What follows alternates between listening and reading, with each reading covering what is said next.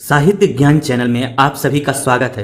जिन छात्रों ने अभी तक चैनल को सब्सक्राइब नहीं किया है वे सब्सक्राइब कर लें और बेल आइकन को प्रेस कर लें, जिससे चैनल से जुड़ी हुई सूचनाएं आपको समय से मिलती रहें। प्यारे बच्चों, आज मैं आपको साथ ही हाथ बढ़ाना चैप्टर पढ़ाऊंगा। इस गीत के गीतकार हैं साहिर लुधियानवी। यह गीत नया दौर फिल्म के लिए लिखा गया था। इस गीत में एकता व सहयोग के महत्व को बताया गया है। छात्रों, आइए पहले इस गीत को सुनते हैं। साथी हाथ बढ़ाना, साथी हाथ बढ़ाना, एक अकेला थक जाएगा, मिलकर बोझ उठाना। साथी हाथ बढ़ाना, एक अकेला थक जाएगा, मिलकर बोझ उठाना। साथी हाथ बढ़ाना। हम मेहनत वालों ने जब भी मिलकर कदम बढ़ाया, हम मेहनत वालों ने जब भी मिलकर कदम बढ़ाया। सागर ने रास्ता छोड़ा, पर्वत ने शीश झुकाया। सागर ने रास्ता छोड़ा, पर्वत ने शीश झुकाया। फौलादी हैं सीने अपने, फौलादी हैं बाहें, फौलादी हैं सीने अपने, फौलादी हैं बाहें। हम चाहें तो चट्टानों में पैदा कर दें राहें, हम चाहें तो चट्टानों में पैदा कर दें राहें। साथी हाथ बढ़ाना, साथी हाथ बढ़ाना। मेहनत अपने लेख की रेखा, मेहनत से क्या डरना। मेहनत अपने लेख की रेखा, मेहनत से क्या डरना। कल गैरों के खातिर की, आज अपनी खातिर करना। कल गैरों की खातिर की, आज अपनी खातिर करना। अपना दुख भी एक है साथी, अपना सुख भी एक। अपनी मंजिल सच की मंजिल, अपना रास्ता नेक। अपना दुख भी एक है साथी, अपना सुख भी एक। अपनी मंजिल सच की मंजिल, अपना रास्ता नेक। साथी हाथ बढ़ाना, साथी हाथ बढ़ाना। एक से एक मिले तो कतरा बन जाता है दरिया। एक से एक मिले तो जर्रा बन जाता है सहरा। एक से एक मिले तो कतरा बन जाता है दरिया। एक से एक मिले तो जर्रा बन जाता है सहरा। एक से एक मिले तो राई बन सकती है पर्वत। एक से एक मिले तो इंसान बस में कर ले किस्मत। साथी हाथ बढ़ाना, साथी हाथ बढ़ाना। एक से एक मिले तो राई बन सकती है पर्वत। एक से एक मिले तो इंसान बस में कर ले किस्मत। साथी हाथ बढ़ाना, साथी हाथ बढ़ाना। एक अकेला थक जाएगा, मिलकर बोझ उठाना। साथी हाथ बढ़ाना, साथी हाथ बढ़ाना। छात्रों, अभी आप सुन रहे थे साथी हाथ बढ़ाना गीत। आइए अब इसकी व्याख्या को समझते हैं। साथी हाथ बढ़ाना, एक अकेला थक जाएगा, मिलकर बोझ उठाना। साथी हाथ बढ़ाना। छात्रों, इस कविता के माध्यम से या इस गीत के माध्यम से जो कवि हैं साहिर लुधियानवी, वे लोगों को आपस में मिलकर कार्य करने की प्रेरणा देते हैं। वे कहते हैं कि साथी हाथ बढ़ाना। हे साथियों, आप एक दूसरे का क्या करिए, सहयोग करिए। हाथ बढ़ाना मतलब एक दूसरे का सहयोग करना।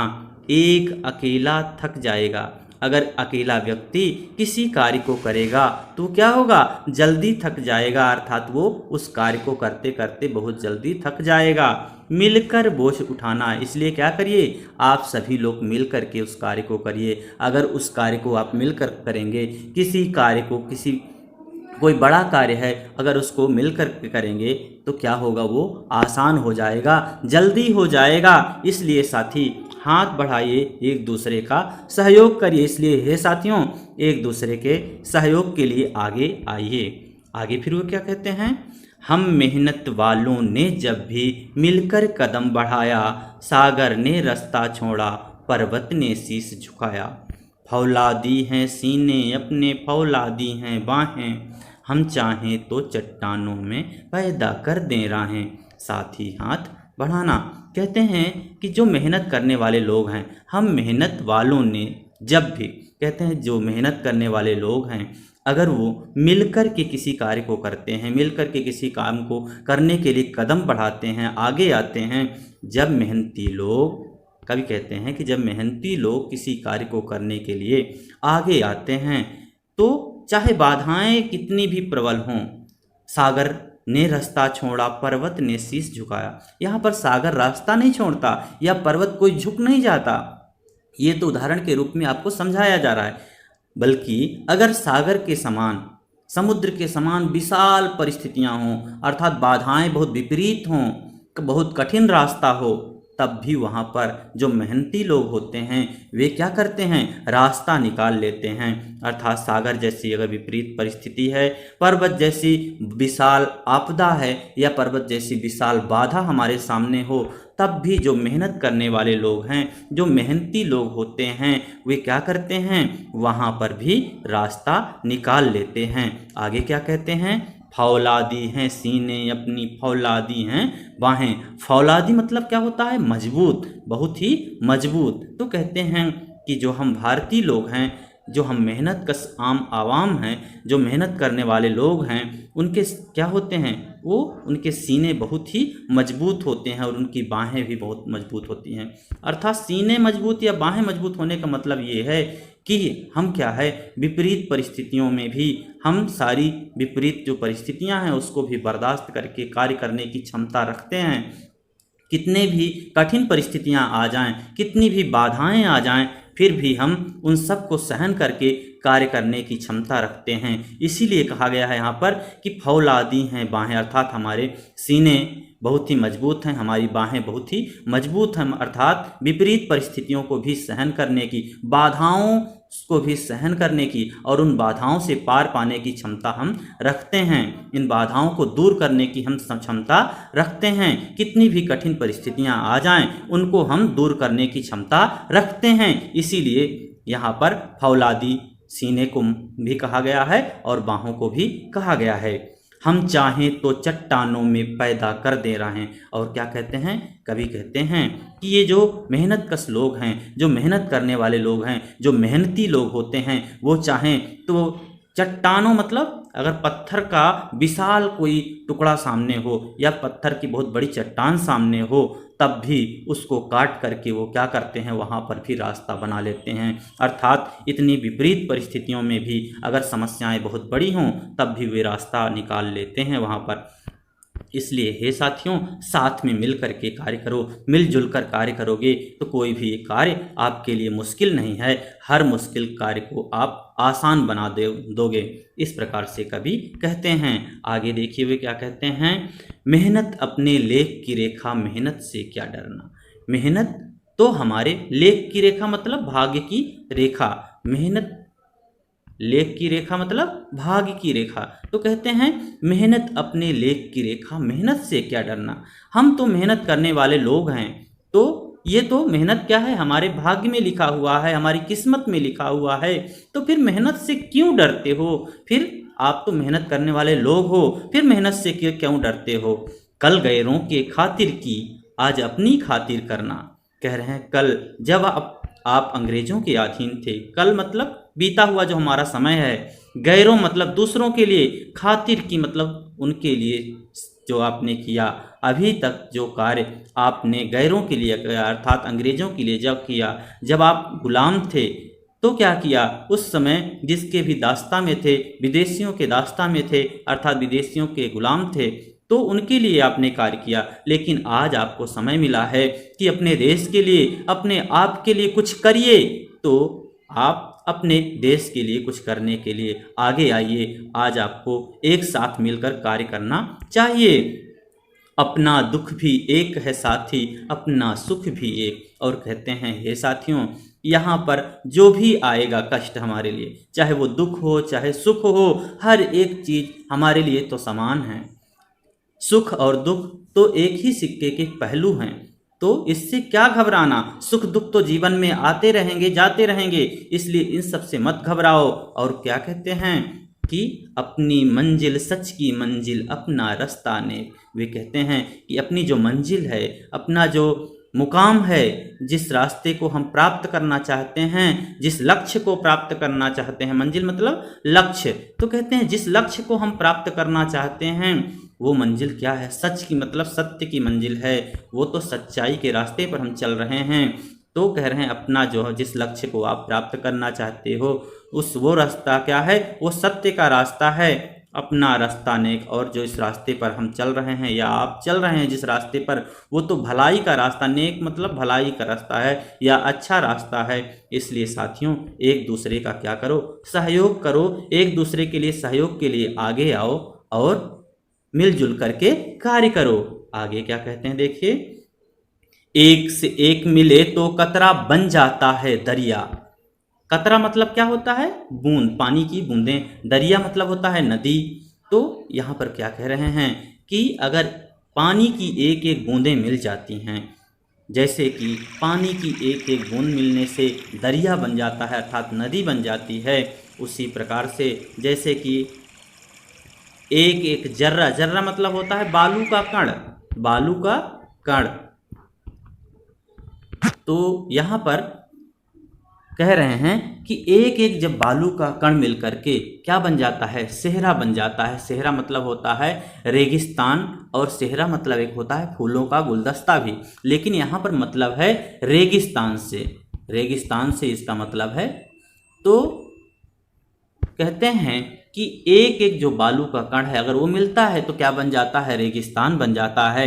एक से एक मिले तो राई बन सकती है पर्वत, और अगर राई मतलब छोटे छोटे कण अगर मिल करके वो पर्वत बन सकते हैं, तो जो इंसान है एक से एक मिले तो इंसान बस में कर ले किस्मत। उसी प्रकार से अगर इंसान चाहे, अगर मनुष्य चाहे, तो अगर वो एक हो जाए, एक साथ मिल करके कार्य करे, तो अपनी किस्मत को, अपने भाग्य को क्या कर ले, बस में अपने कर ले, अपनी मुट्ठी में कर ले, और जो वो चाहे वो कर सकता है। इस प्रकार से यहाँ पर वो बता रहे हैं। उदाहरण के लिए, एकता के उदाहरण के लिए कई चीज़ों के उदाहरण वो देते हैं कि अगर बूंद बूंद मिल जाए तो क्या बन जाता है, दरिया मतलब नदी बन जाता है, और छोटे छोटे कण मिल करके सेहरा बन जाता है, बालू के छोटे छोटे कण मिल करके क्या बन जाता है, रेगिस्तान बन जाता है। उसी प्रकार से राई के जैसे छोटे छोटे कण मिल करके जब पर्वत बन सकता है, पहाड़ बन सकता है, तो जो इंसान है वो अगर एक साथ मिल जाए, एक साथ कार्य करने लगे, तो वो क्या करे, अपने भाग्य को, अपनी किस्मत को भी अपनी मुट्ठी में कर सकता है। इसलिए हे साथियों, आपस में सहयोग करिए, एक दूसरे के साथ मिल कर के कार्य करिए। अगर आप एक साथ मिल करके कार्य करेंगे तो आपको के लिए कोई भी बाधा आपके सामने नहीं आएगी, बल्कि जो भी बाधाएं आएंगी उन्हें आप दूर करके आगे बढ़ पाएंगे। इसलिए हे साथियों, आपस में सहयोग करके आगे बढ़िए, एक दूसरे का सहयोग करिए और अपनी एकता को बनाए रखिए। इस प्रकार से इस गीत में कवि साहिर लुधियानवी कह रहे हैं। आइए अब इस चैप्टर के जो कठिन शब्द हैं उनको समझ लेते हैं। एक तरफ आप शब्द लिखिए, एक तरफ अर्थ लिखिए। पर्वत मतलब होता है पर्वत या पहाड़। फौलादी मतलब मजबूत। चट्टान बड़ा भारी पत्थर। राहें रास्ता। गैर पराया। नेक भलाई।